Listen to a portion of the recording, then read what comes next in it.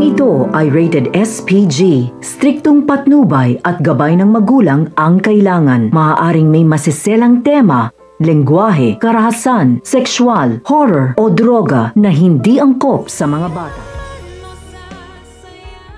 Bibilhin ni Don Pepe ng 10 milyon ang kalayaan nito mula sa tauhan ni Moira. Dahil hindi naniniwala si Giselle sa mga palusot ni Moira na nandoon lamang ito sa restaurant kasama ang kaibigan at malakas talaga ang hinala na may ginawa itong kababalaghan at may kinalaman sa biglang pagkawala ng kanyang ama, lalo na nang sabihin ni Annalyn na pinuntahan ito ni Don Pepe. Kaya palihim nilang sinundan si Moira nang umalis ito ng restaurant at naiwan ang kaibigan nitong si Neresa. Samantala, si Moira naman ay naisip na susundan siya ni Giselle pagkalabas nila ng restaurant. Kaya inilihis niya ang lugar na sana ay pupunta sa matanda. Alam niyang hindi siya paniniwalaan ni Giselle sa kanyang mga palusot, kaya hindi muna tumuloy sa pinagtaguan niya kay Don Pepe. Ang hindi alam ng babae na nabili na pala ni Don Pepe ang kalayaan nito mula sa kanyang tauhan.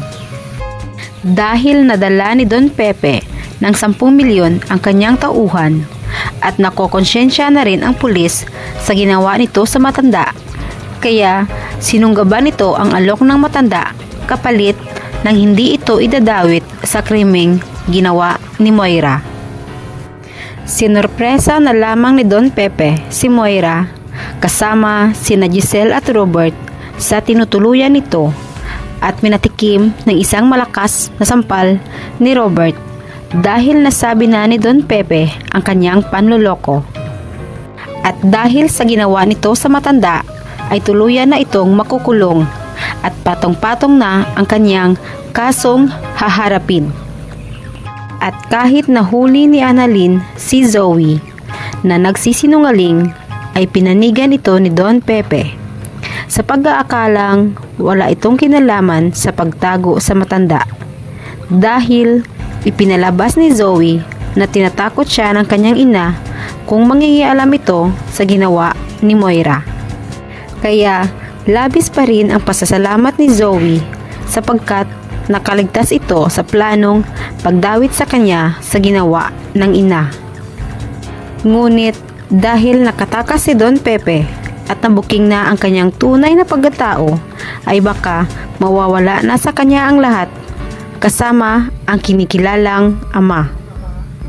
Sa kabilang banda, dahil sa napahiya sina Carlos at Lynette sa mga kaibigan ng doktor, ay pipilitin ni Carlos na magkaroon na sila ng sarili nilang anak.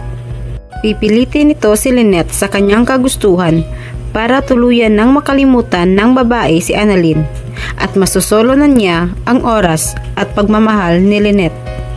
Ang hindi alam ni Carlos ay narinig ni Michael ang pag-uusap nila ng kanyang mga kaibigan. Ngunit pinagsawalang bahala na lamang ni Michael dahil kung isusumbong niya kay Lynette ang kanyang mga narinig ay siguradong hihiwalayan nito si Carlos at may pagkakataon na baka magkabalikan sina Robert at Lynette at iyon ang ayaw na ayaw niyang mangyayari dahil galit ito sa lalaki sapagkat ito ang naging dahilan para hindi matuloy ang kasal nila ni Lynette noon. Mabubuking na kaya ni na Giselle at Robert ang ginawa ni Moira sa kanilang ama at mabibili kaya ni Don Pepe ang kanyang kalayaan? Atin lamang abangan dito lamang sa Abot Kamay na Pangarap.